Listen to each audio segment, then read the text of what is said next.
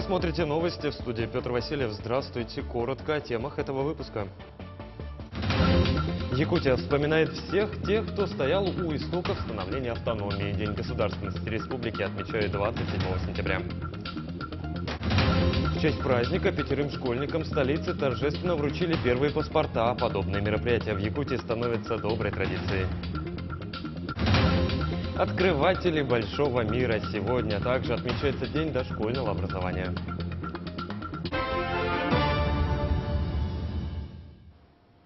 В Якутии продолжаются повсеместные меры поддержки участникам специальной военной операции. По линии Министерства образования и науки республики на сегодняшний день оказано около 5000 мер поддержки как самим участникам, так и членам их семей.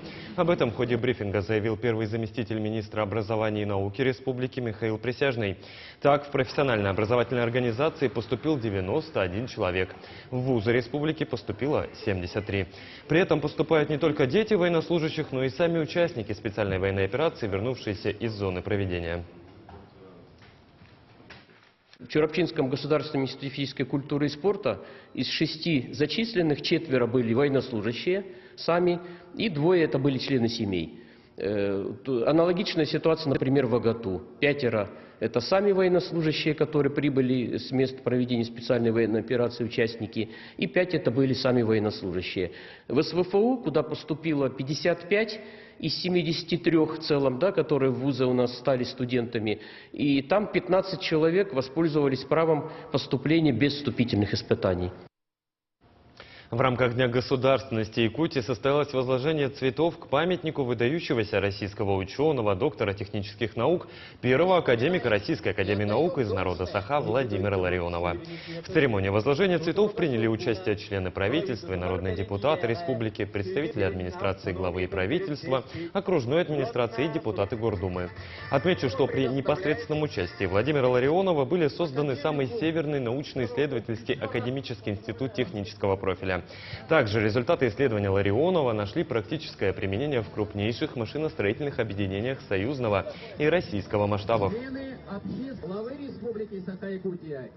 Такое мероприятие, конечно, это очень хорошо, давать дань памяти нашим выдающимся людям, личностям, особенно такому ученому, как Владимир Петрович Ларионов, академик. И пришли не только ученые, но и молодежь пришла. И день хороший, поэтому это знаменательно, что мы почитаем не только декларацию о государственном нашему государственности, да, который был принят Верховным Советом 33 года тому назад, но мы его через молодежь ее усиливаем, улучшаем и даем научную начинку ей. В День государственности Якутии глава республики Айсен Николаев, общественность и молодежь возложили цветы к памятнику выдающемуся государственному деятелю Платону Аюнскому. В этот день Якутия вспоминает всех тех, кто стоял у истоков становления автономии и государственности республики. Одним из ярких представителей якутского народа является Платон Аюнский, общественный и государственный деятель, один из авторов идеи образования ЯС СССР, основоположник якутской советской литературы, ученый и филолог.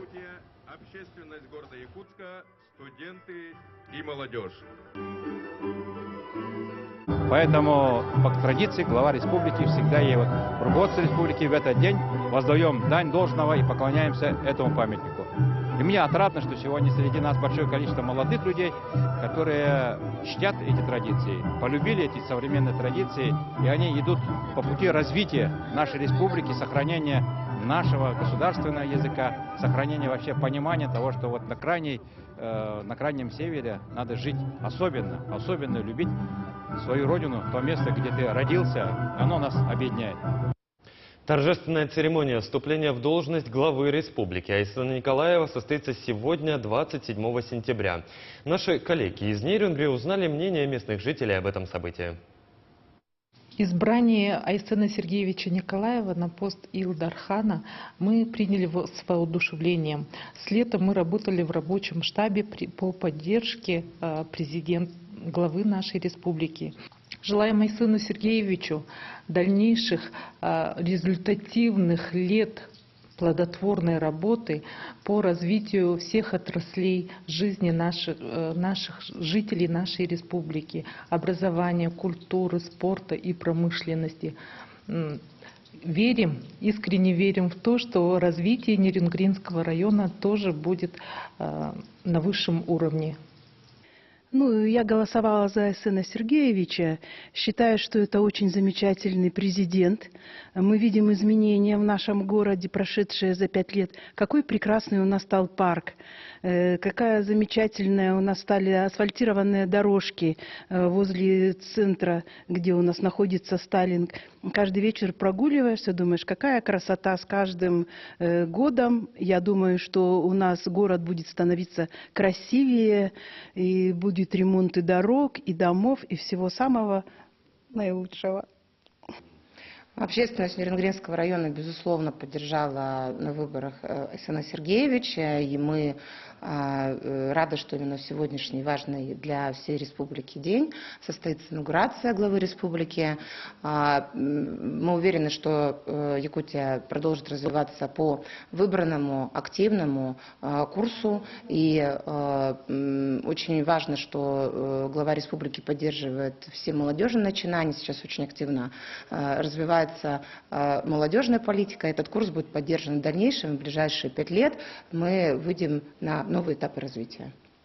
Сотрудники Центра культуры и духовности имени Александра Сергеевича Пушкина города Нерюнгри рады тому, что Арсен Сергеевич вновь завоевал такое почетное звание, как глава республики, победил на выборах и будет продолжать возглавлять нашу республику. Также очень надеемся на поддержку со стороны высшего руководства нашей республики, нашего Центра культуры, а также города Нерюнгри. Уже сложилась хорошая традиция вручать паспорта граждан Российской Федерации в дни больших государственных праздников. Сегодня, в День государственности республики, 5 школьников Якутска получили свои главные документы на сцене на площади Орджоникидзе из рук председателя Якутской городской думы Альберта Семенова. Все 5 отличились хорошими показателями в учебе и общественной жизни. Вместе с паспортами граждане России получили и текст основного закона страны, Конституции Российской Федерации. Я сегодня очень счастлив, что моя дочь получила паспорт в такой знаменательный день, в День государственности нашей республики. И я хочу, чтобы она, как гражданка России, жила в мирной, счастливой, хорошей стране.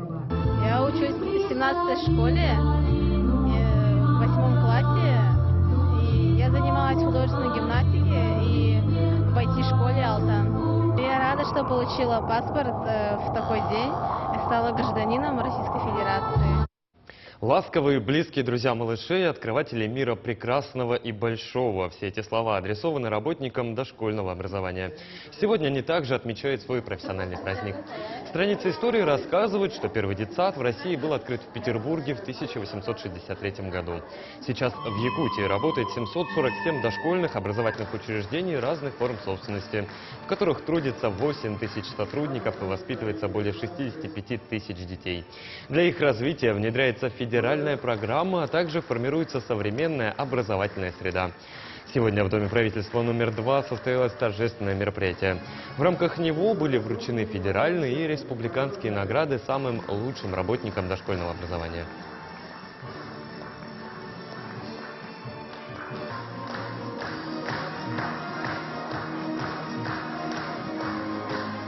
«35 лет педагогической деятельности, из них 23 года работаю методистом. Ну, у нас работа проводится в рамках проектной деятельности. У меня есть общественная нагрузка. Я являюсь руководителем МО воспитатель якутских групп детских садов города Якутска. Ну, современный воспитатель должен быть позитивным, любящим детей, уметь общаться со всеми, да, с родителями, найти общий язык, да, с педагогами, с коллегами. Ну, радоваться жизни и каждый день развиваться и развиваться. В Якутске Центр опережающей профподготовки проводит мероприятие «Профмаршруты». Любой желающий может пройти специальное тестирование и получить информацию о своих профессиональных предрасположенностях. Работа мобильной профориентационной площадки организована в рамках декады празднования Дня среднего профессионального образования. Пройти тест можно до 29 сентября на площади Орджоникидзе и торгово-развлекательном центре Туймада с 9 до 6 вечера. Специалисты проекта дают подробную консультацию по 42 профессиональным учебным заведениям, как в них поступить и какие вступительные экзамены потребуется сдать абитуриентам. Мне важно знать, какое будет у меня будущее. И была интересна эта возможность узнать мою будущую профессию или хотя бы место моей профессии. Я прошла тестирование. Мне выдал результат о том, что я буду работать с людьми. Я, в принципе, рада этому результату. Я была уверена, в принципе, в том, что мне выйдет это. У меня были такие предположения. И этот тест был очень интересным и увлекательным для меня. В Якутске состоялась торжественная установка информационной таблички на объект культурного наследия «Памятник русским землепроходцам», основателям городов и сел северо-востока России. Сам памятник и прилежащие к нему территории были приведены в порядок, и в День государственности республики была торжественно открыта табличка для посетителей с краткой информацией о памятнике. Основная миссия здесь – предотвратить уничтожение памятников истории и культуры республики. Данное событие прошло в рамках взаимодействия Русского географического общества, а также Департамента по охране культурного наследия.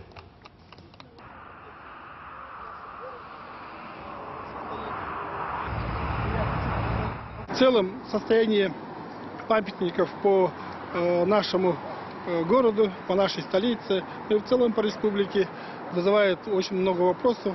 Мы понимаем, что некоторые памятники не стоят на учете, на реестре по Департаменту культурного наследия. И эта работа с нами вместе с этим департаментом проводится.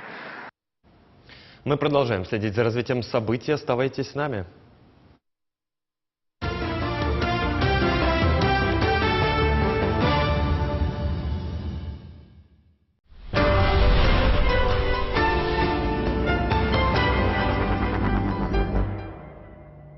Это вы подключились к спутниковому ТВ, телекарта по акции умножаем на 10 и сразу получили на счет в 10 раз больше первого платежа.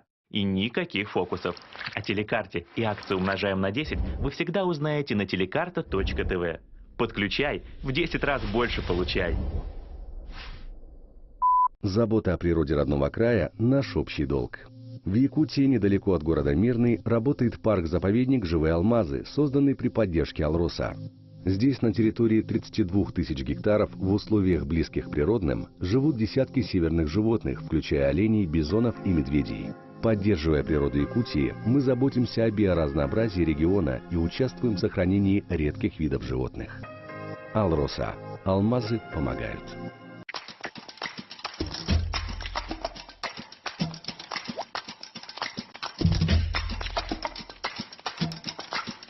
Добавь вкусу яркости. Посуда Шоп – лучшие для вашей кухни.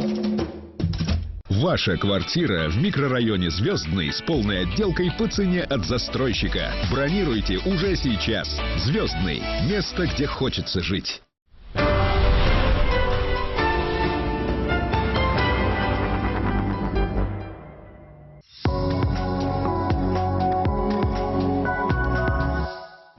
Вы смотрите актуальное интервью. В студии Петр Васильев. Здравствуйте. В Якутии с его просторами отопительный сезон начинается рано и, можно сказать, прерывается совсем ненадолго. Тем важнее готовность всех объектов, причастных к подаче тепла к очередному сезону. Об этом мы сегодня поговорим. Гость у нас в студии Ксения Рахматуллина, руководитель пресс-службы Главного управления МЧС России по Республике Саха-Якутия. Ксения Александровна, здравствуйте. Здравствуйте. В республике начался, как я уже сказал, отопительный сезон. Сколько у нас всего объектов ТЭК и ЖКХ в регионе? Республика у нас обширная, соответственно, у нас более 1000 объектов, это котельных, да, которые расположены на всей территории республики.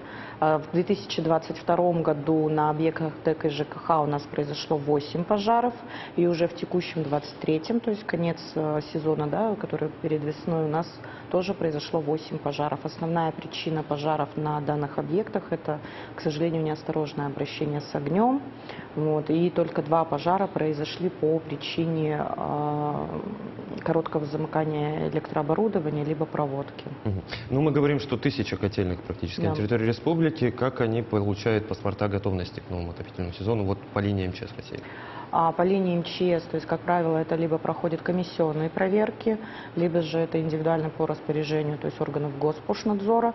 В случаях, где нет возможности выйти именно в соответствии с 294-м федеральным законом, проводятся профилактические обследования, потому что каждый объект должен быть готов к началу сезона, да, и, соответственно, как вы правильно сказали в начале передачи, у нас сезон очень короткий, то есть он прерывается буквально на 2-3 месяца. Ну, если вот говорить о мероприятиях, которые проводят МЧС России перед отопительным сезоном и в период отопительного сезона, что за мероприятия? Это проверки, это профилактические обследования. С августа месяца уже проведено около 200 мероприятий. Это и проверок, и профвизитов. К сожалению, у нас есть объекты с нарушениями, их более 100. Эти объекты имеют такие основные нарушения, как необученный персонал, то есть мерам пожарной безопасности, отсутствие или неисправность систем противопожарной защиты, в частности пожарной сигнализации. И, к сожалению, одно из самых таких нарушений, которое влияет на безопасность объекта, это неисправность или отсутствие наружного или внутреннего противопожарного водоснабжения. То есть для отдаленных населенных пунктов, да, отдаленных районов, это самое большое нарушение, поскольку не все районы обеспечены частями, да, в нужном количестве, вот, и, соответственно, отсутствие наружного противопожарного водоснабжения может повлиять на дальнейшем на работу котельной непосредственно. Вот в случае выявления нарушений какие меры принимаются?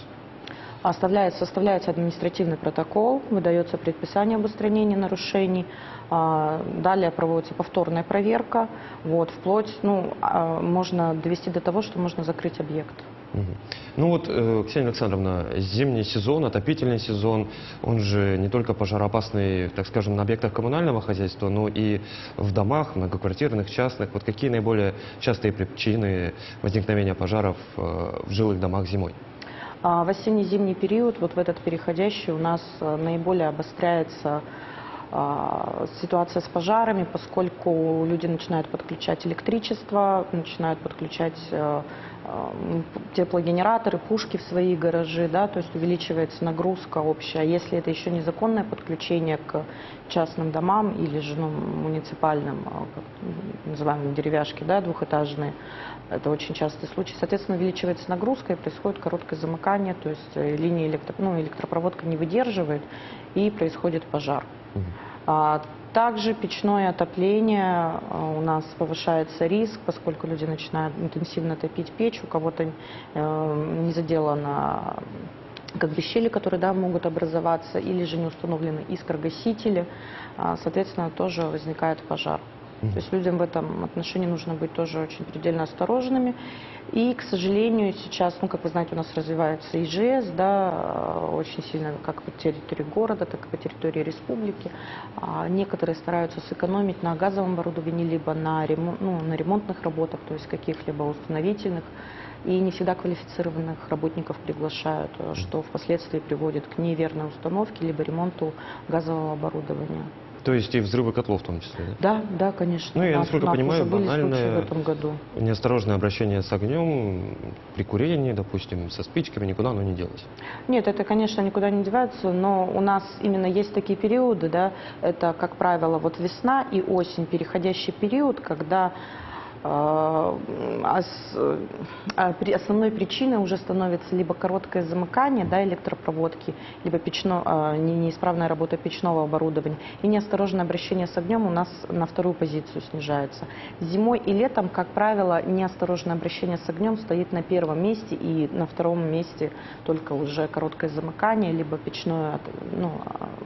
неисправность печного оборудования. В последние годы у нас активно идет и массовые акции по установке пожарных извещателей. Вот каковы результаты работы? Как-то повлияли извещатели на число пожаров? Да, конечно, повлияли. Хочу выделить, наверное, Среднеколымский район в этом направлении. У них абсолютно во всех домах, где проживают многодетные семьи, инвалиды, пенсионеры, установлены пожарные извещатели.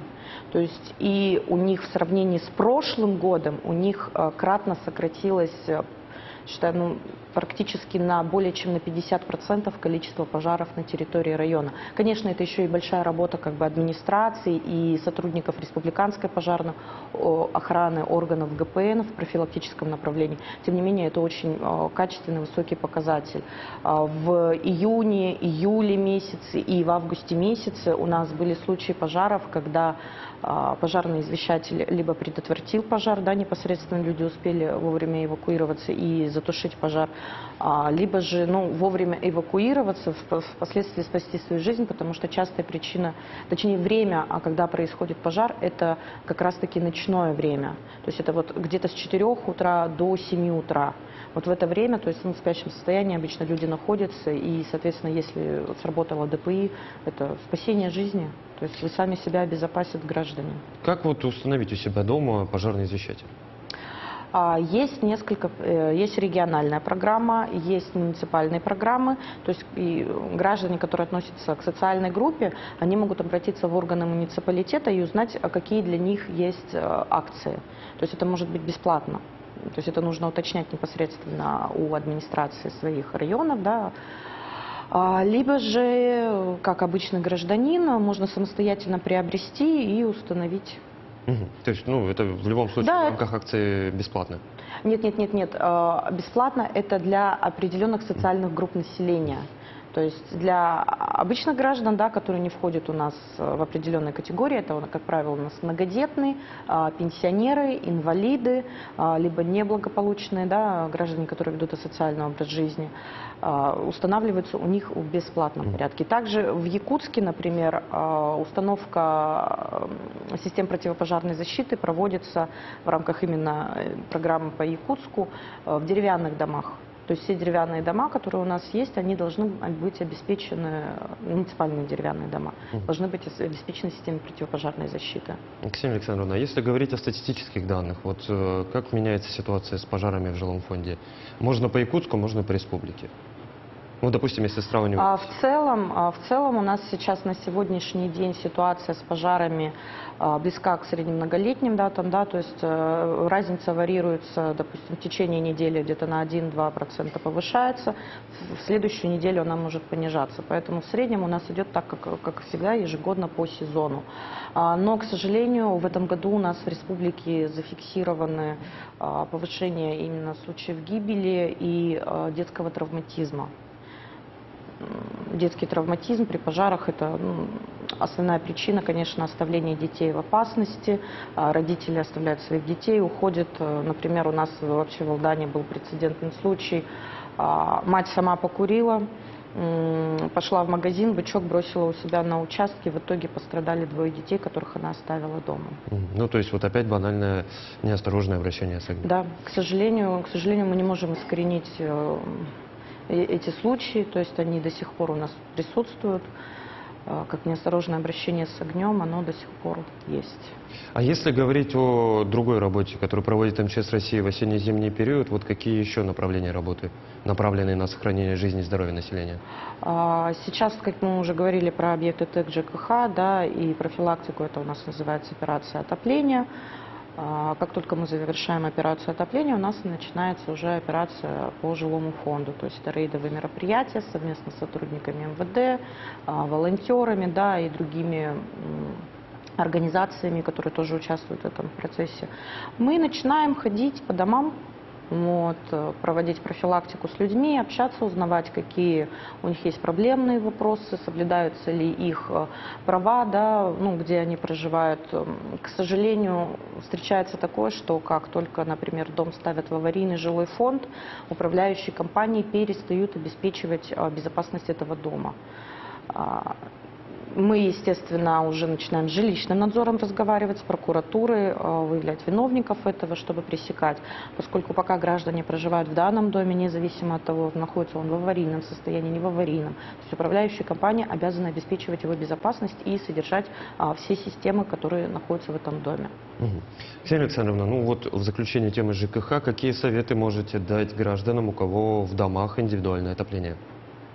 Гражданам, у которых в домах индивидуальное отопление, в первую очередь необходимо было провести проверку, вот, вызвать специального работника, который имеет допуски все необходимые, заключить с ним договор, чтобы просмотрел это по газовому оборудованию. То же самое касается печного отопления. Необходимо проверить полностью целостность, сохранность самой печи.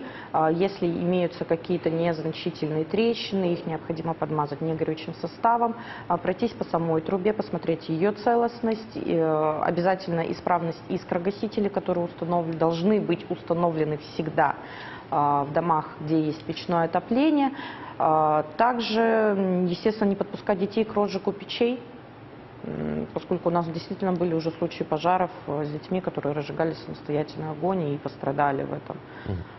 Ну, я думаю, в заключение нашего с вами сегодняшнего интервью стоит поговорить о том, что осенний сезон – это традиционно время выезда на охоты, рыбалки. Соответственно, часто случаются случаи травмирования на воде, гибели на воде. Вот какие меры безопасности стоит соблюдать сейчас?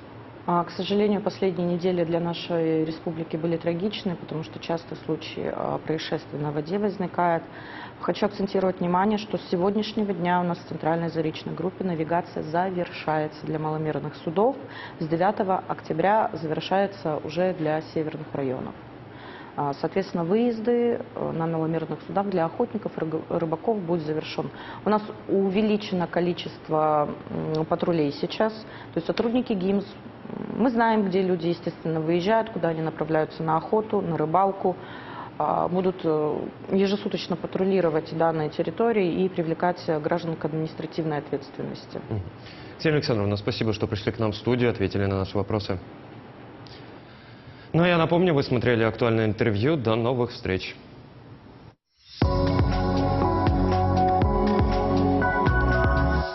– 27 сентября – День государственности Республики Саха-Якутия. В 1990 году в этот день Верховным Советом Якутской Саха-ССР 12-го созыва во главе с Михаилом Николаевым была провозглашена Декларация о государственном суверенитете республики, положившая начало новому этапу в истории Якутии. Якутия в числе первых регионов поддержала новую российскую федеративную государственность. В Декларации о суверенитете подчеркивалось, что Якутия будет придерживаться единства с Россией.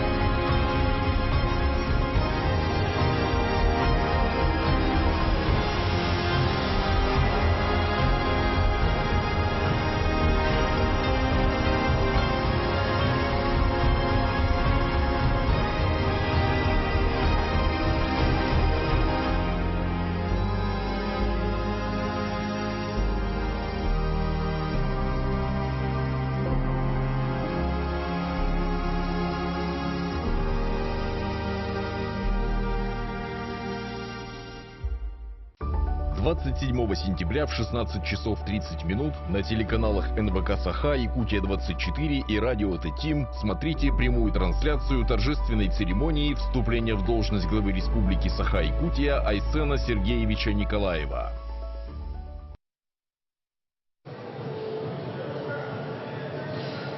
Здравствуйте, уважаемые телезрители! Поздравляем вас с Днем Государственности Республики Саха-Якутия. Этот день исключительный для всех нас, потому что касается напрямую истории и развития республики как субъекта страны и неотъемлемой части нашей большой России.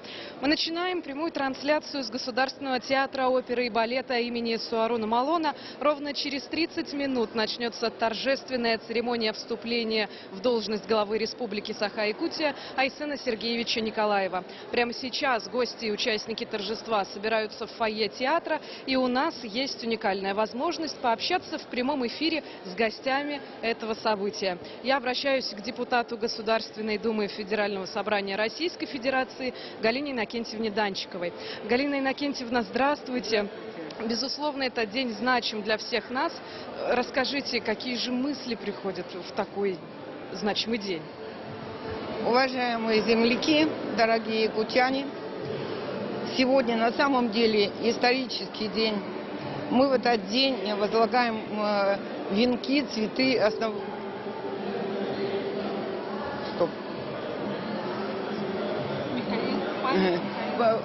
память основоположникам наших событий, государственности нашей республики. И, конечно, у истоков этих событий нужно отметить стоял Михаил Ефимович Николаев. На самом деле отдать надо дань должное и внимание нашему первому президенту Республики Саха-Якутия. Мы, конечно, помним все те решения, которые были приняты и которые сегодня очень активно продвигал Михаил Ефимович. Вообще, дата историческая, она говорит о том, что республика наша, Республика Саха-Якутия, именно принимая государственность республики, она получила дальнейшее социально-экономическое развитие. Сегодня мы находимся совершенно в другой вехе, совершенно на другом пути развития. Конечно, здесь нужно отдать и должное и тому, что наш глава республики, и сегодня мы будем являться участниками достаточно серьезного, важного события, именно официальное вступление в должность Айсена Сергеевича Николаева. Айсен Сергеевич, конечно, одержал убедительную победу. И нужно сказать о том, что это показало сплоченность наших якутян, наших земляков, что поддерживают именно политику нашей страны, политику президента Российской Федерации. И, конечно, те начинания, те планы, те программы, которые ведет глава Республики Саха-Якутия Айсен Сергеевич Николаев. Я хочу еще раз обратиться к якутянам и сказать им огромное спасибо за такую большую поддержку. Сегодня мы реально видим, что Айсен Сергеевич Николаев ведет очень серьезную работу с федеральным центром.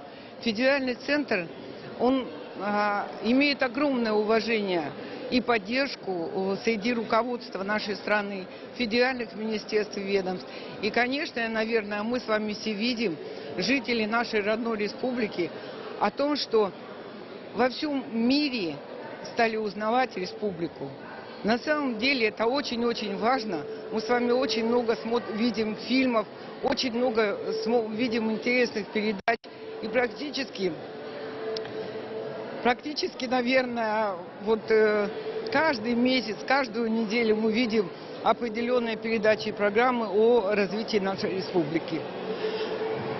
Безусловно, мне остается с вами только согласиться о том, что наша республика продолжает развиваться. Галина Иннокентьевна, а вот такой еще вопрос. Как вы думаете, в ближайшую пятилетку во время долженствования Айсена Сергеевича Николаева на посту главы Якутии, какие изменения нас ждут? Я думаю, что мы с вами все знакомы с очень амбициозной программой Айсена Сергеевича Николаева. И я надеюсь, вот те все планы, которые были выстроены, они продолжатся, и республика и в дальнейшем будет развиваться. И, конечно, то, что сегодня говорит Арсений Сергеевич, не просто экономика отдельно от людей, а именно, чтобы качество жизни наших якутян улучшалось, и чтобы мы с вами видели это на реальных делах, зная и видя, что мы живем с вами не в простых условиях, природно-климатических. И, конечно, транспортная схема не совсем простая. И эта программа амбициозная, она нацелена на то, чтобы качество жизни наших якутян было с каждым днем лучше. Я надеюсь, в эту пятилетку мы этого добьемся совместными усилиями, но, конечно же, с участием всех жителей нашей республики. Я тоже на это очень надеюсь. Спасибо вам большое и позвольте еще раз поздравить вас с праздником. Спасибо. И я поздравляю всех якутян с Днем государственности нашей родной республики. Желаю всем здоровья, благополучия и, конечно, мира. Спасибо. Ну а я напомню, что мы продолжаем работать в прямом эфире. Мы продолжаем общаться также с гостями, которые сегодня собрались здесь, в Государственном театре оперы и балета. И рядом со мной находится мастер народных художественных промыслов Республики Саха-Якутия Михаил Александрович Баишев. Михаил Александрович, здравствуйте. Сегодня в нашей республике большое внимание уделяется народным промыслам и мастерам. Вы вообще ощутили на себе все эти веяния? Да, конечно, ощутили. Нам в этом году дали стипендию народным мастерам. Вот этот очень большой стимул и помогает развиваться народным мастерам нашей республики. Но помимо стипендий также и теперь говорят о том, что у нас в республике в календаре появился праздник, который как раз-таки направлен на сохранение национальной идентичности и все, что присуще якутскому народу. В частности, фольклор, народное мастерство, кузнечное дело и прочее. Как вы считаете, насколько такая мера была необходима для нашего региона? Нам надо, получается, развивать нашу культуру, наши традиции. И такие мероприятия очень важны и помогают нам, мастерам. Благодарю вас, Михаил Александрович, и поздравляю вас с сегодняшним праздником. Безусловно, и Общественная палата Республики Саха-Якутия является одной из самых действенных площадок для решения важных вопросов. Наталья Альбертовна Кашперская представляет нашу республику в Общественной палате Российской Федерации. Наталья Альбертовна, здравствуйте, с праздником. Насколько продуктивно взаимодействие Общественной палаты России с руководством нашей республики? Да, конечно, поздравляю всех с праздником. Сегодня замечательный день. И хочется сказать о том, что без плотного взаимодействия общественности с управленческими кадрами, конечно, мы бы не добились такой уверенной победы на этих выборах. Я больше чем убеждена в этом. Более чем 75% пришедших на избирательные пункты отдали свой голос за лидера нашего региона. Это цифра говорит очень обо многом, согласитесь. И я больше чем убеждена, что эта связка, это взаимодействие, оно дает такой эффект. В этом году на территории нашей республики проводился форум сообщества, который был организован как раз Общественной палатой Российской Федерации. Это было очень мощное мероприятие, где обсуждались самые серьезные вопросы. И красной линией, фабулой шла тема победы. Тема победы, патриотического воспитания и любых проектов, которые могут сформировать эту патриотическую повестку. Поэтому, конечно, взаимодействие очень мощное, и буквально каждый из нас чувствует меру ответственности, которая лежит на плечах наших, и мы понимаем, что та самая красная линия, линия фронта, она проходит через наши сердца, наши души, и поэтому за каждым общественником в нашей республике стоит целая армия людей неравнодушных. Как раз тех самых людей, которые не кричат, куда катится мир, они задают вектор развития этому движению. Поэтому, конечно, позитивное, созидательное начало именно кроется во взаимодействии общественности и власти. Ну, для того, чтобы общественность и власть взаимодействовали, нужна, наверное, так скажем, и свежая кровь. Насколько молодежь приходит к вам в общественную палату для того, чтобы проявлять свою гражданскую позицию? Да, конечно, у нас есть очень много молодых людей, у нас всего это более 60 человек, члены Общественной палаты Республики Саха-Якутия. За плечами у каждого стоит целая армия людей, которые, потому что мы лидеры общественного мнения, так или иначе мы работаем с молодежью.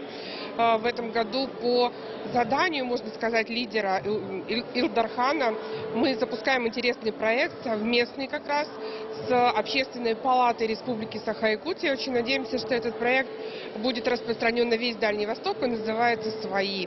Условно мы будем укреплять тыл, то есть мы будем говорить о том, что каждый из нас может сделать здесь, на месте, никуда не выезжая. Может, не каждый из нас может принять участие непосредственно в боевых действиях, поэтому здесь быть ответственным за все, что происходит вокруг нас, это тоже очень важно. Вот этот проект будет рассказывать о таких неравнодушных людях. Будем ждать с нетерпением. Благодарю вас, Наталья Альбертовна. ИТЭК-СЮБЕ – это Высший совет старейшин. Члены этого совета также присутствуют сегодня на торжественной церемонии. Лилия Николаевна, здравствуйте. Расскажите, как, на ваш взгляд, сейчас развивается республика? Ага.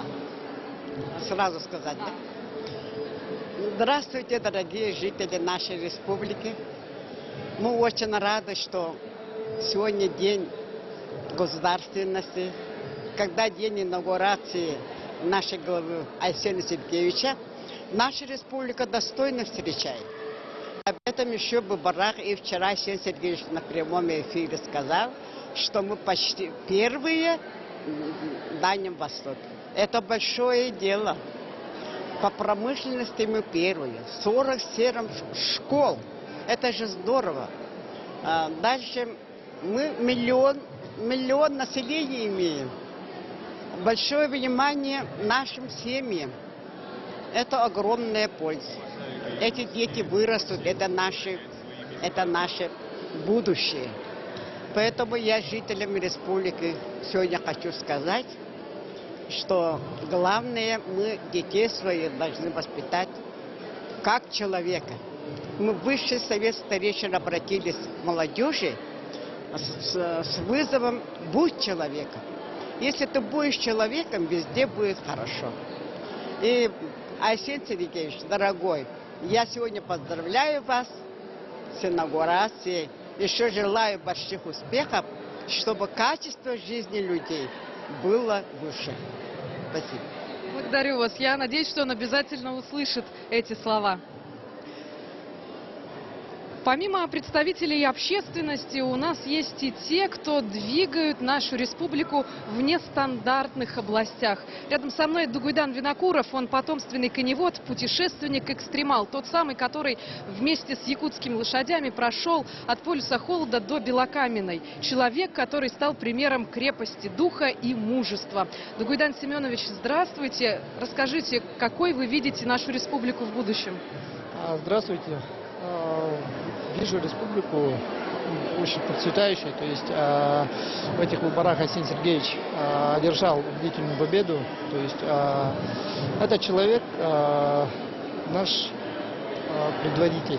Вот. Арсений Сергеевич добьется всего лучшего для республики и для народа Саха, и наша духовная культура будет развиваться, и наши традиционные культуры, традиционные виды спорта, вот это все будет развиваться, я думаю. Вот. И хотелось бы сказать еще, поздравить всех с Днем Республики, с суверенитетом. Спасибо. Дугуйдан Семенович, вот пользуясь таким случаем, следила вся республика за вашим подвигом, за вашим походом. Может быть, в ближайшее время есть еще что-то у вас? В планах очень много, но в ближайшем будущем пока никаких походов не будет, но в дальнейшем будущем, возможно, будут еще грандиозные походы. Благодарю вас с праздником. Мы чтим также и память наших ветеранов. Они своим ратным и трудовым подвигом дали возможность жить, работать и развиваться. Вилли Мачирович, здравствуйте. Сегодня как никогда необходимо уделять внимание ветеранам. Делает ли наша республика в этом вопросе все необходимое? Вопрос совершенно правильный, объективный, потому что даже по конституционной норме ветеранам должны уделять внимание. Это залог процветания любого государства, когда молодое поколение заботится о старшем. И вы знаете, несмотря на огромную занятость главы республики Айсена Сергеевича, он находит время лично встречаться с ветеранским активом. Это происходит не только по знаменательным датам, но и в рабочем порядке при работе республиканского штаба «Победа», когда решались и будут решаться вопросы 80-летия Великой Победы. И самое главное, меня сегодня интересует, вот он, когда шел на первый срок главы республики, он давал присягу. Она предусмотрена Конституцией. И сегодня будет повторять эту присягу. И я думаю, при всех тех критических замечаниях, которые объективно имеются, в работе не только главы республики, но каждого из нас, вот выполнение текста присяги, его положений, содержания – это основной залог успеха и работы главы республики, и в том числе он определил тогда основную цель – благополучие, благосостояние жителей республики, народа республики. И я считаю, что он ее выполнил достойно, приобрел определенный опыт профессиональный на этой профессиональной работе. И дальше у него, наверное, получится еще лучше. Благодарю вас, Вилли Мачирович. С праздником вас. Спасибо. Во время того, когда главой республики Айсен Сергеевич Николаев был с 2018 по 2023 год, происходило много. Это и пандемия коронавируса, и начало специальной военной операции, которая продолжается до сих пор.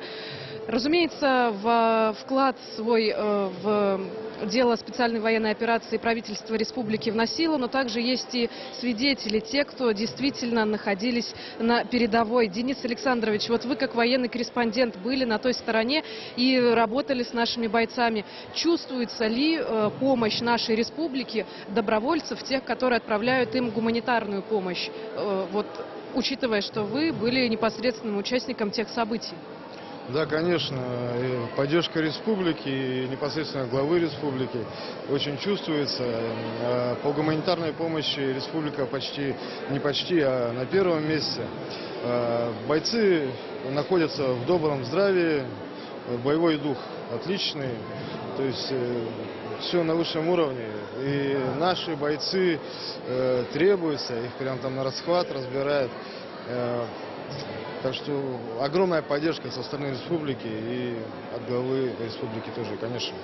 А вот несколько месяцев назад говорили о том, что в зону специальной военной операции отправляется техника, квадроциклы «Сокол», которые собираются здесь, в Якутии. Вам удалось на них, может быть, посмотреть, увидеть их в работе?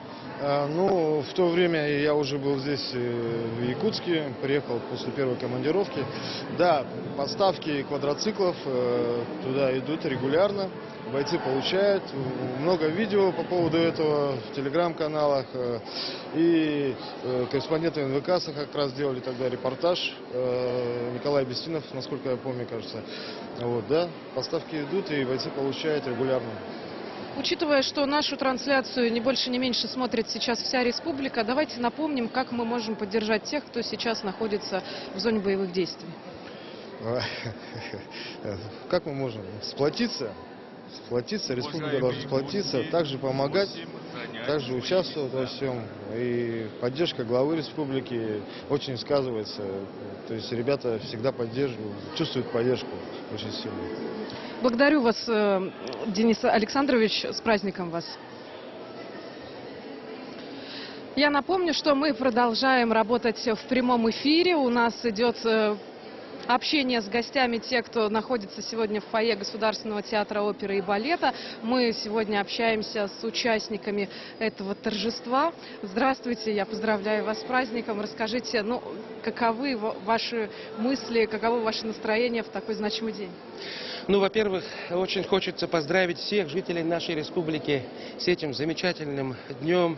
И то, что сегодня происходит торжественная церемония именно вступление в эту должность нашего главы тоже не случайно, да? Это знаковый день.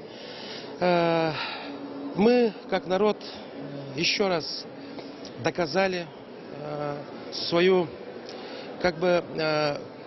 сделали выбор и показали свою преданность именно нашему главе и нашему Ильдархану, да, на этих выборах. Показали то, что мы доверяем и верим в его работу. Да, за эти 5 лет, непростые 5 лет, проделана колоссальная работа. Что касается конкретно отрасли киноиндустрии, то за эти 5 лет мы ощущаем колоссальную поддержку. Именно в 2019 году, благодаря распоряжению именно поддержки кино, каждый год проводятся питчинги для снятия именно производства кино, благодаря чему мы каждый год снимаем от 8 до 12 проектов. Да? И то, что был построен кластер «Квартал труда», да, это тоже дает колоссальный, значит, эффект тому развитию именно креативной индустрии. Да? И мы видим то, что нашего главу еще поддерживают очень сильно из федерального центра. Да? Вот буквально недавно был подписан указ о строительстве многофункционального павильона. Это для нас огромное событие. Да? За Уралом, как говорится, такого павильона нет. И он будет у нас в городе Якутске. Мы не то что надеемся, мы уверены, что после строительства этого павильона, да, и качество, и количество производимых кинофильмов, художественных фильмов в нашем регионе увеличится не только в 2 раза, да, а во много раз. Поэтому и наша кинематография поднимется еще, качество нашего продукта, да, и, естественно, поднимется на новый уровень. Вот. Мы очень рады, я очень горд и рад, я волнуюсь. Наверное, это видно, что я присутствую на этой церемонии. Очень благодарю, благодарю судьбу, что имел честь работать как доверенное лицо еще на выборах. И сегодня для нас это огромный праздник. Спасибо. Для нас это огромный праздник. Благодарю вас, Алексей Алексеевич. Следует отметить, что наша республика издавна являлась аграрной и славится своей продукцией. Мясомолочные продукты из Чурапчинского улуса являются эталоном качества и вкуса. Степан Анатольевич, здравствуйте. Сегодня практически в каждом улусе притворяется в жизнь практика агростартапов и поддержки производственников. Скажите, а вот за эти годы сколько появилось подсобных хозяйств и сельхозкооперативов? Если по нашему району сказать, очень хорошие конкурсы. За последние 5 лет при поддержке нашей главы Арсения Сергеевича в нашем районе агростартап выиграли 14 крестьянско-фермерских хозяйств. Также есть очень хороший конкурс, это семейный грант. За последние 3 года наш район взяли 4 семьи. Это где-то в порядке 100 миллионов рублей. Сегодня наш Ильдархан Арсений Сергеевич по сельскому хозяйству очень хорошую, твердую понятие держит, очень хорошие субсидии. Сегодня за последние 5 лет за литр молока увеличил Арсений Сергеевич дважды. Это первый раз литр молока 50 рублей, а на прошлом году он в своем послании сказал, что литр молока увеличит до 60 рублей. Также сегодня есть субсидии на мясо, поэтому сельскому хозяйству сегодня работается легче. Плюс в этом году перевыполнили план еще и по кормозаготовке. Значит, зиму переживем хорошо. Да, последние 2 года, конечно, засушливые годы были. Очень трудно было. Мы перевозкой занимались в Забайкалье, Амурске. И мы проект «Сирия», который Ильдархан Арсений Сергеевич тоже поддержал. И в этом году у нас по грубым кормам и так далее все хорошо. Мы перевыполнили свой план и думаем, что у нас сельское хозяйство будет развиваться дальше. Отрадно это слышать. И, пользуясь случаем, хочу всех поздравить с Днем Государственности и торжественной церемонии вступления на должность главы Республики Саха-Якутия нашего духовного лидера, Арсения Сергеевича Николаева. Благодарю вас, с праздником. Следует отметить, что и авиакомпания «Полярные авиалинии» сегодня обслуживает весь крайний север и Арктику Якутии. Полярные летчики всегда были примером мужества и силы. Семен Николаевич, здравствуйте. Расскажите, как у вас идет сейчас работа по комплектации летного состава и авиапарка? Комплектация благодаря помощи республики, лично Александра Сергеевича. Сейчас мы получили еще 2 новых вертолета Ми-8. И ведем переговоры с заводами уральскими и казанскими. Получение новых вертолетов Ми-8, АНСАТ, ТВРС и Ил-114. И хочу поздравить Александра Сергеевича. За эти 5 лет произошло очень много форс-мажорных событий. Это пандемия, паводок, пожары. Александр Сергеевич проявил себя как дальновидный и волевой руководитель. И считаю, что население республики сделало правильный выбор, избрав Александра Сергеевича Илдарханова. И, как и предполагал я, еще более амбициозные задачи поставлены. Это Ленский мост, ну и много, конечно, Эльга-Уголь.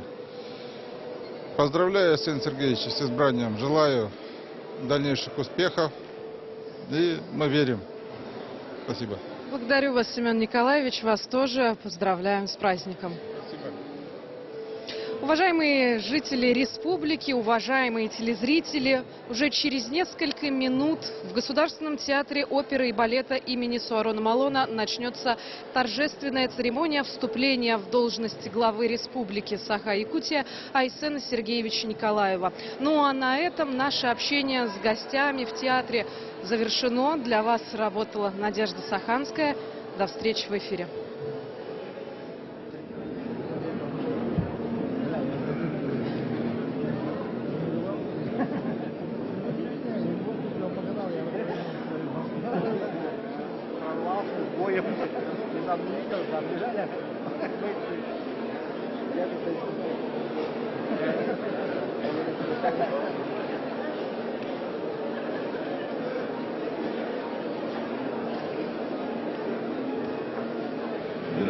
Республика Саха-Якутия. Площадь Якутии занимает 1/5 часть всей России. Самый крупный регион Российской Федерации – Республика Саха-Якутия. Площадь Якутии занимает 1/5 часть всей России. Якутия уникальна. 3 часовых пояса, 4 географические зоны, годовой перепад температуры более 100 градусов, лютые холода и знойная жара. Жизнь в Якутии никогда не была легкой. Огромные расстояния и суровый климат нужно уметь покорять. Но именно сейчас мы можем с полным правом сказать, что Якутия становится одним из лучших мест для жизни в Сибири и на Дальнем Востоке. 5 лет подряд мы устанавливаем исторические рекорды по добыче золота, угля, нефти, газа, серебра. Стабильно сохраняем 1-е место в мире по добыче алмазов. И это динамичное развитие экономики дает мощный импульс повышению уровня жизни людей. С каждым годом наши города и села становятся удобнее, комфортнее, красивее. Строятся новые современные школы, детские сады, больницы, дворцы культуры и спорта. Появляются новые общественные пространства. Делается все для того, чтобы люди жили лучше. Самое главное наше достижение последних десятилетий – нас, якутян, стало 1 миллион. Якутяне – храбрые воины. Якутяне сплотились вокруг президента России. С первых дней специальной военной операции встали на защиту Отечества. Якутские волонтеры активно помогают нашим бойцам. Наши врачи самоотверженно работают на Донбассе. Мастер-планы Якутска и Нерюнгри получили поддержку президента России, и она беспрецедентна. В Якутске запланировано строительство Ленского моста и многих важнейших объектов.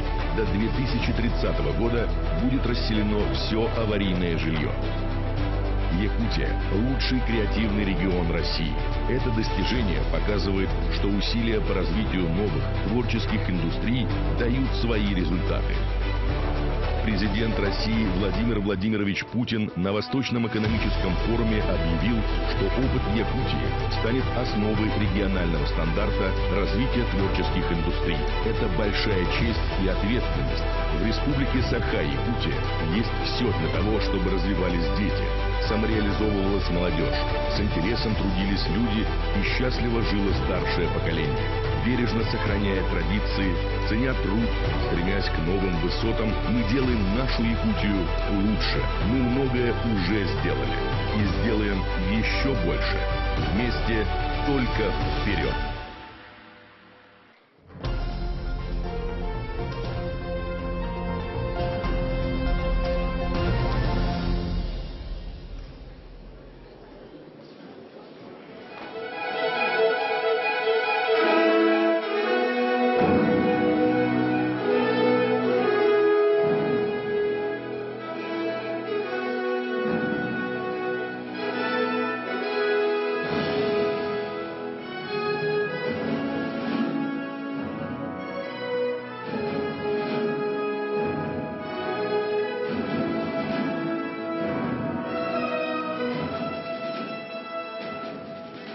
Начинается торжественная церемония вступления в должность главы Республики Саха-Якутия Айсена Сергеевича Николаева. Саха Республикатын ил дарқана Айсен Сергеевич Николаев доғынағығар кирер өріләп сиерет ома сағаланар.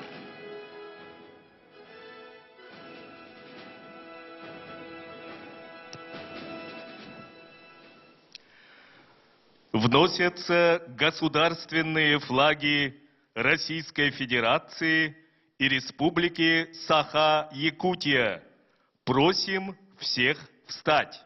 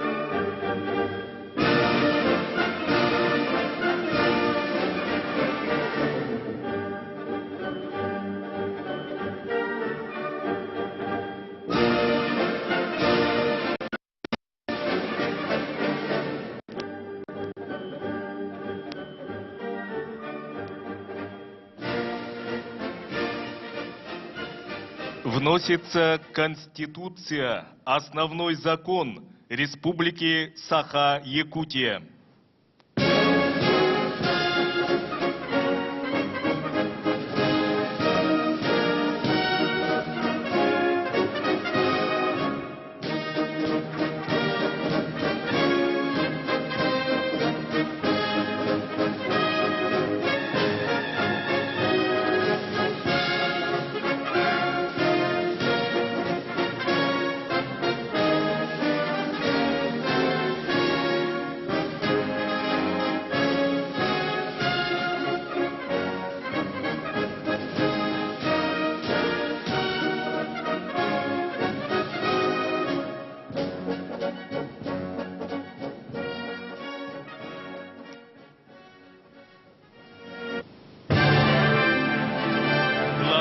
Республики Саха-Якутия Айсен Сергеевич Николаев с супругой Людмилой Валерьевной.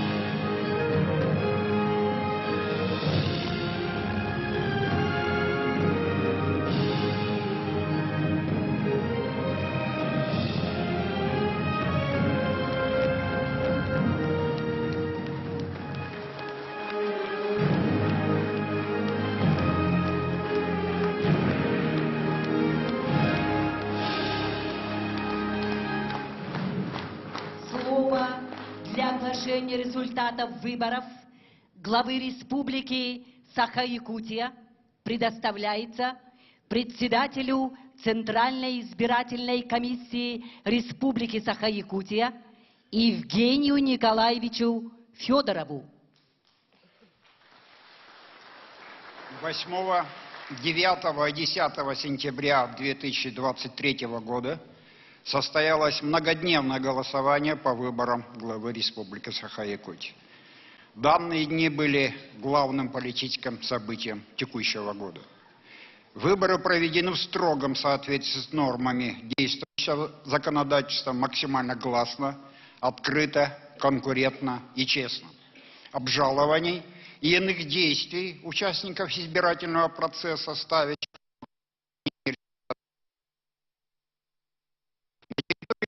Саха-Якутия, а также с учетом созданных экстерриториальных избирательных комиссий в 4 субъектах Российской Федерации было образовано 811 избирательных участков. В списке избирателей на момент окончания голосования включено 650 535 избирателей.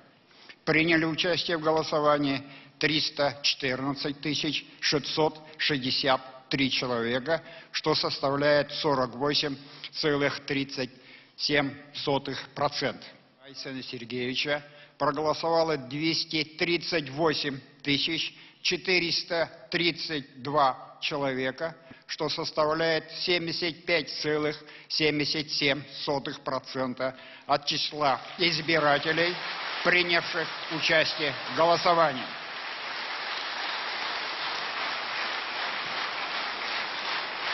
Решением Центральной избирательной комиссии Республики Саха-Якутия от 13 сентября 2023 года выборы признаны состоявшимися и действительными. На основании статьи 64 Закона Республики Саха-Якутия о выборах главы Республики Саха-Якутия Центральной избирательной комиссии Республики приняла решение считать Николаева Айсена Сергеевича избранным главой Республики Саха-Якутия.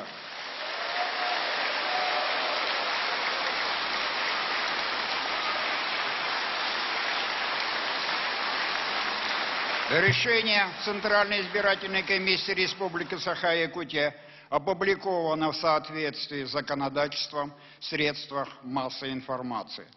Разрешите вручить удостоверение Николаева Айсена Сергеевича об избрании его главой Республики Саха-Якутия пожеланиями плодотворной работы во благо всех жителей родной республики и великой нашей России.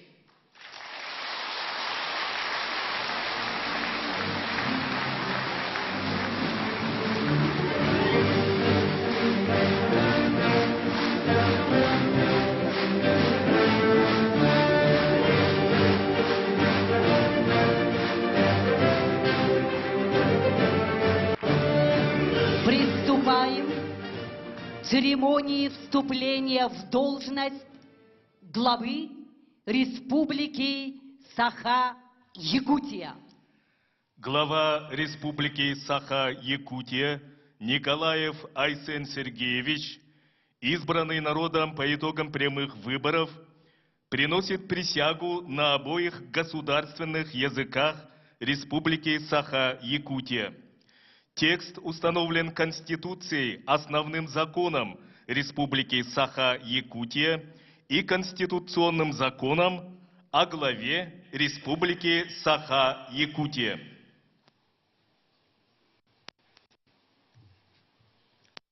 Клянусь своей честью и достоинством, что буду добросовестно исполнять обязанности главы Республики Саха-Якутия, соблюдать Конституцию Российской Федерации и федеральные законы, Конституцию и законы Республики Саха-Якутия, защищать национально-государственный статус республики и интересы ее многонационального народа, уважать права человека и гражданина.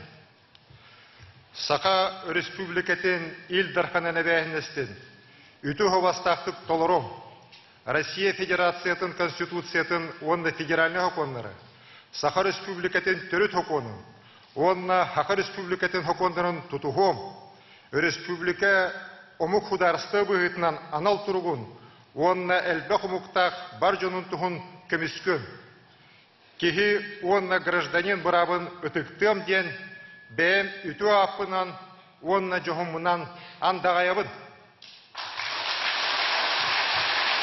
Бүттін народ быйбарын түмігінен үрдігі тәғалі ылбыт Айсен Сергеевич Николаев Саха Республикатын ил дарқанын дуохунахыгар кирде.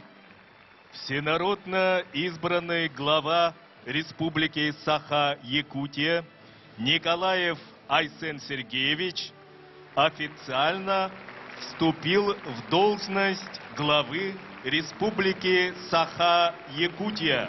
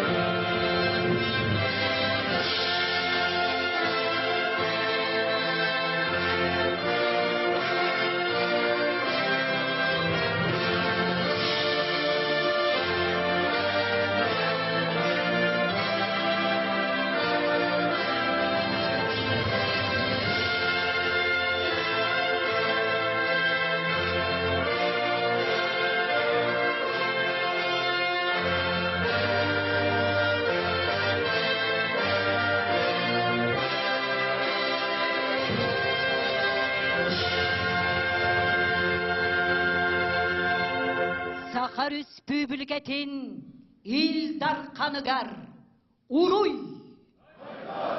Уруй! Уруй!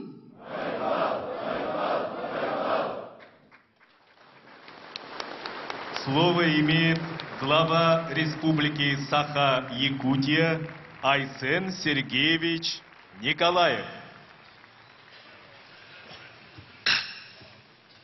Ütük tabıllah sakam serin barcunu. Ütük manı ölcettar. Kündü doğuttur. Bu kabargıtıgar min 5 yıllah hülebin hınalan. Miyaherenen onu itagayan. Haka Respublikatin il darkanın. 200 tügülün talbıkıtıgar süyöktaq beyem sügüriyen, kolcuktaq beyem konkuyan turan iş sürekbitten maqtanarbın köngüller. Дорогие якутяне, уважаемые гости, друзья, ровно 5 лет назад, в этот же день, я впервые принес присягу перед нашим многонациональным народом как избранный глава Республики Саха-Якутия. Сегодня, вступая в должность во второй раз, я искренне благодарю вас за вашу поддержку и за ваше доверие. Это большая честь для меня, и это оценка нашей общей работы во благо нашей Якутии.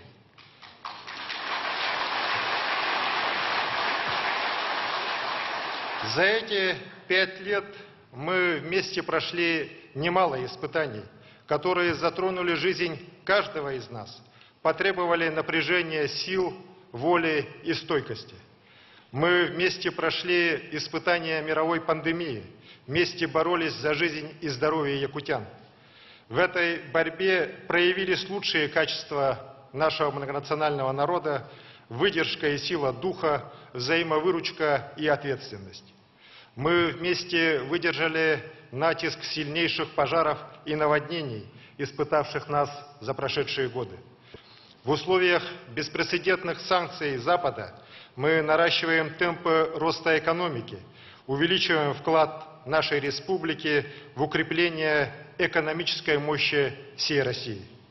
Вместе со всей страной мы живем и трудимся под знаком борьбы за свободу и будущее нашего Отечества.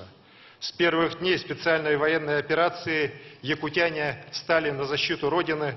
Мы гордимся нашими земляками, героями России Александром Колесовым, Алексеем Неустроевым и Филиппом Евсеевым. Мы гордимся мужеством и героизмом всех воинов якутян.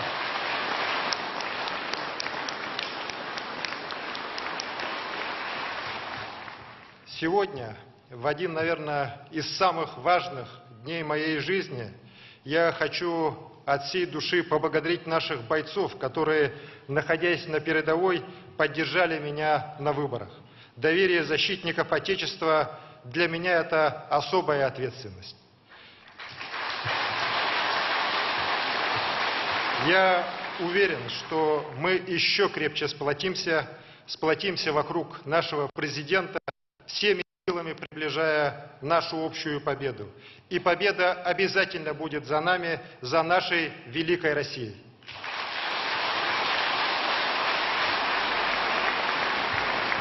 Уважаемые якутяне, трудом и энергией каждого из вас республика многого достигла за эти годы. Было трудно, порой даже крайне сложно, но мы не отступили от наших планов по улучшению качества жизни людей на всей огромной территории Якутии. Благодаря личной поддержке президента России Владимира Владимировича Путина в ходе реализации национальных проектов мы сдвинулись с места решения многолетних проблем, мешавших благополучию якутян.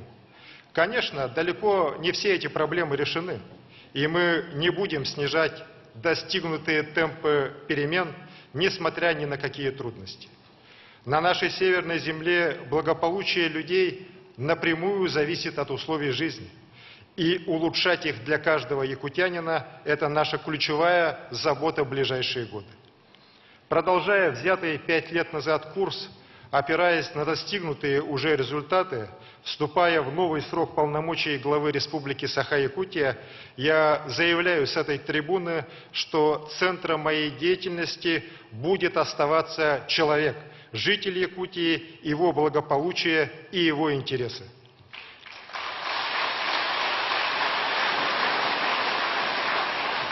Первостепенная задача, которую я ставлю, это обеспечение поступательного роста доходов якутян. Это главное условие благосостояния человека и семьи, основа достойной жизни на родной земле. У каждого трудоспособного жителя республики должна быть возможность работать и получать достойную зарплату. Каждый якутянин, который хочет вести свое дело, должен иметь такую возможность с опорой на эффективные меры государственной поддержки. Я убежден, сегодня мы должны открывать эти возможности для жителей республики, опираясь на экономический рост, темпы которого мы не должны снижать. Вовлечение в экономический оборот территории Якутии с опорой на развитие современного транспортного и энергетического каркаса – вот наша стратегия на ближайшие годы. Крупнейшие промышленные, транспортно-логистические, коммуникационные проекты будут развиваться от Арктики до Нерюнгри, от Мирного до Хандаги. Это десятки тысяч новых рабочих мест.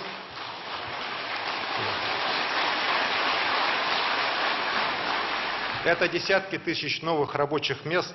Это импульс для развития сопутствующих отраслей и бизнеса.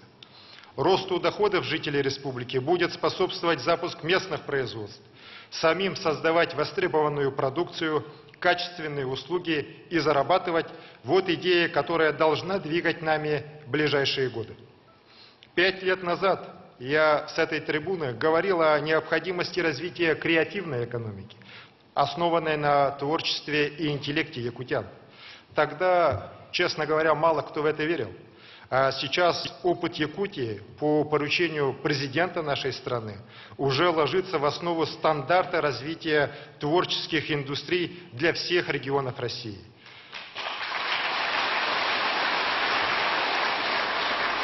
Мы будем и дальше развивать и всемирно поддерживать отрасли, в которых видит себя наше молодое поколение.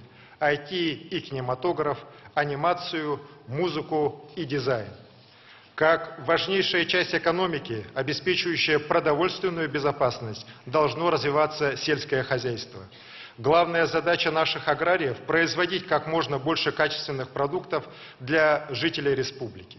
Ставя такую задачу, будем развивать сельскохозяйственную кооперацию и крупные товарные производства, вовлекать в оборот новые земли, увеличивать площади мелиоративных работ. Труд сельских жителей, их талант и деловая активность должны стать для них источником реальных доходов.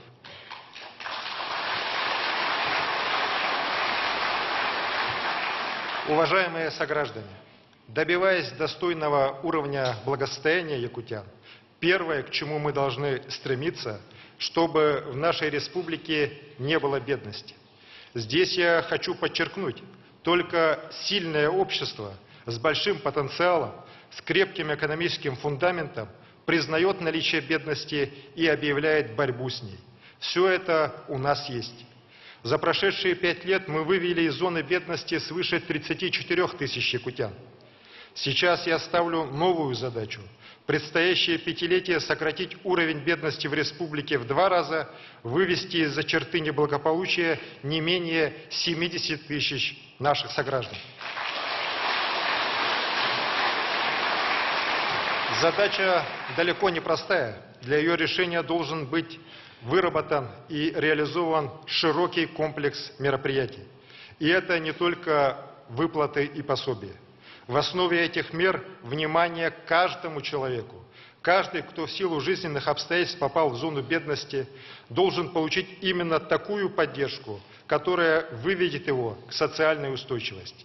Особое внимание и прямая поддержка тем нашим согражданам, кто в силу возраста, состояния здоровья, многодетности не может самостоятельно преодолеть трудную жизненную ситуацию. Особое внимание и поддержка в обучении, в открытии своего дела людям за чертой бедности на селе и в Арктике, где объективно мало рабочих мест. Это сложнейшая задача, но делать ее мы обязаны вместе. И такую задачу я ставлю перед всеми органами государственной и муниципальной власти нашей республики. В этой связи, в числе первых, я подпишу стратегический указ, направленный на борьбу с бедностью в нашей республике.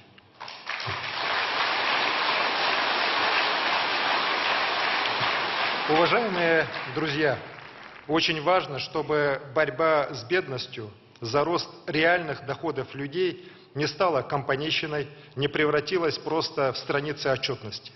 Сегодня у нас есть уникальные возможности, чтобы в корне менять фундаментальные основы укрепления благосостояния общества.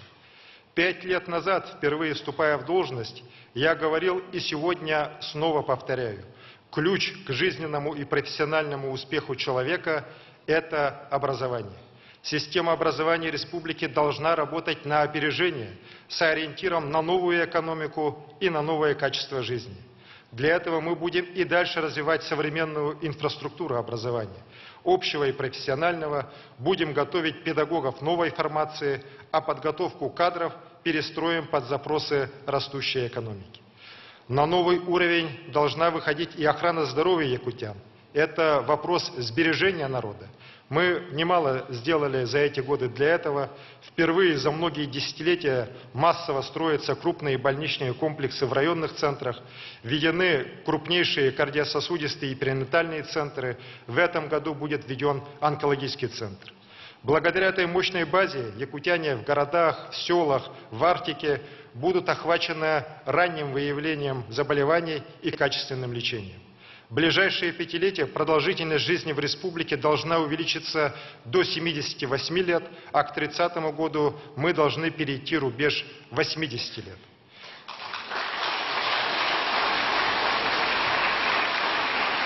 Сегодня, как никогда, важно бороться за формирование здорового общества. Символом нашего стремления к физическому и духовному здоровью станет проведение в Якутске 8-х международных спортивных игр «Дети Азии». Игры станут крупнейшим международным спортивным событием всей нашей страны в 2024 году. Все вместе мы должны сделать их лучшими за всю историю. В ближайшие годы огромный импульс получит и сфера культуры республики. Центром сохранения и продвижения наших культурных ценностей, площадкой для творческих коллективов всей Якутии станет Арктический центр эпоса и искусств. По поручению президента России будет возведен новый комплекс уникальной высшей школы музыки. В Якутске будет построен единственный пока за Уралом многофункциональный кинопавильон полного цикла. Благодаря этим и другим решениям Якутия будет в авангарде культурного продвижения нашей России на восток.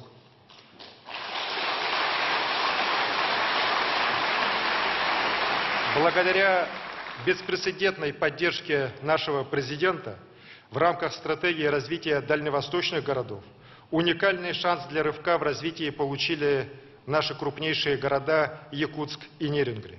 Совместно с правительством России к 30 году будут реализованы крупнейшие проекты, такие как полная ликвидация аварийного жилья в Якутске и достижение нового, качественного уровня медицины в Нерюнгри. И, конечно же, проектом исключительной важности не только для Якутии, но и для всего северо-востока страны станет строительство Ленского моста.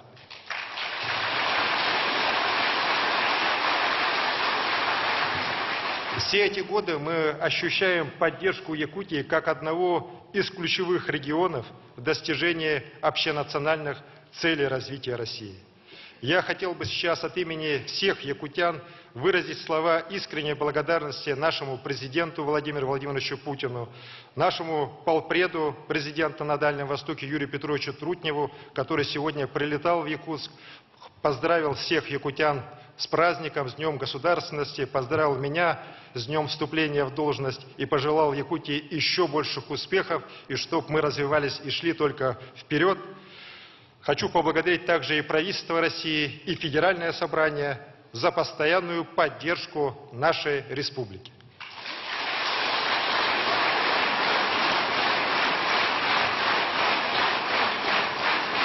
Уважаемые якутяне, сограждане, на мне сейчас церемониальный знак главы Республики Саха-Якутия, который 5 лет назад вручил мне наш первый президент Михаил Ефимович Николаев. Для меня это символ преемственности, эстафеты, которую мне передал Михаил Ефимович. Он очень ждал этих выборов, он верил, что народ обязательно поддержит меня. И для меня это огромнейшая ответственность за продолжение дела, которому наш первый президент республики посвятил всю свою жизнь.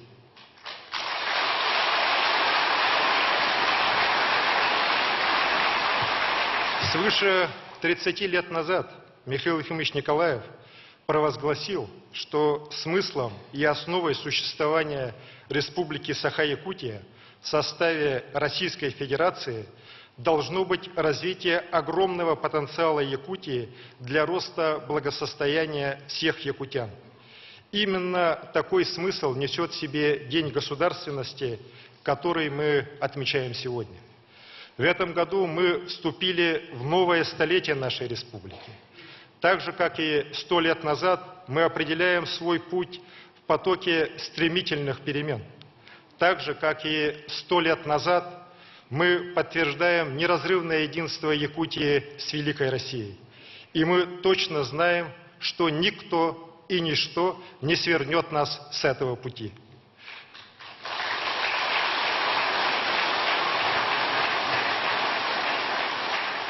Я искренне желаю успеха и благополучия всем вам, дорогие мои якутяне. Пусть процветает наша родная Якутия, пусть процветает наша великая страна Россия. Вместе только вперед! Туругурдун сахавытсира, Туругурдун улу Россия, бары бирге, кескелге.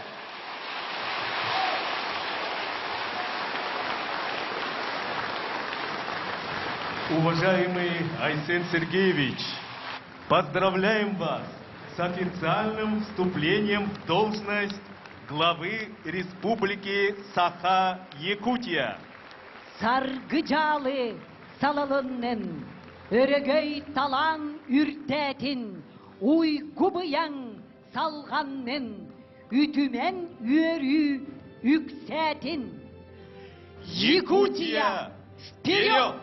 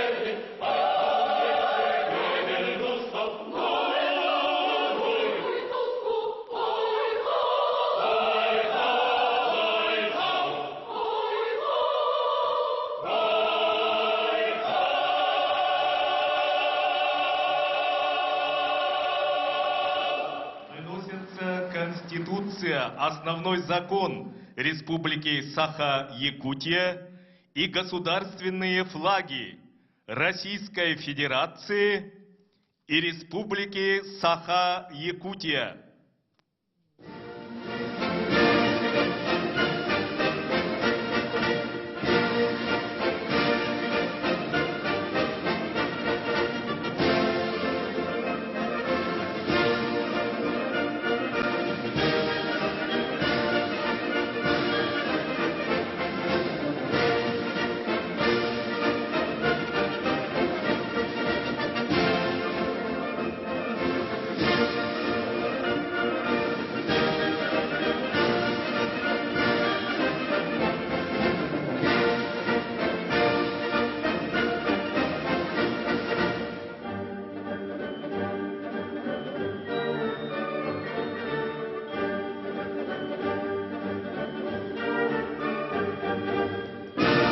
Торжественная церемония вступления Айсена Сергеевича Николаева в должность главы Республики Саха-Якутия объявляется завершенной.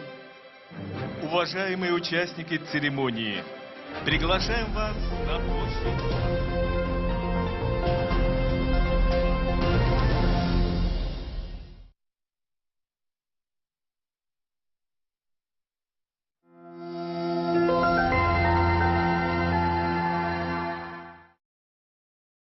— 27 сентября – День государственности Республики Саха-Якутия. В 1990 году в этот день Верховным Советом Якутской Саха-ССР 12-го созыва во главе с Михаилом Николаевым была провозглашена Декларация о государственном суверенитете республики, положившая начало новому этапу в истории Якутии.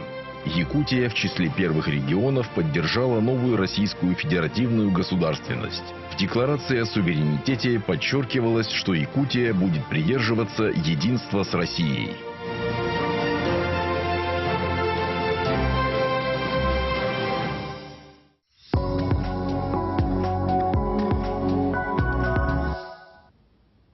Вы смотрите «Актуальное интервью», в студии Петр Васильев. Здравствуйте. 27 сентября – День государственности республики. В этот день, в 1990 году, Верховный Совет Якутской АССР принял декларацию о государственном суверенитете в составе Российской Федерации. Это стало поворотным моментом в истории нашего региона. В этот торжественный день мы поговорим о социально-экономическом развитии Якутии на современном этапе. Гостья в студии Ольга Балабкина, заместитель председателя правительства Республики Саха-Якутия. Ольга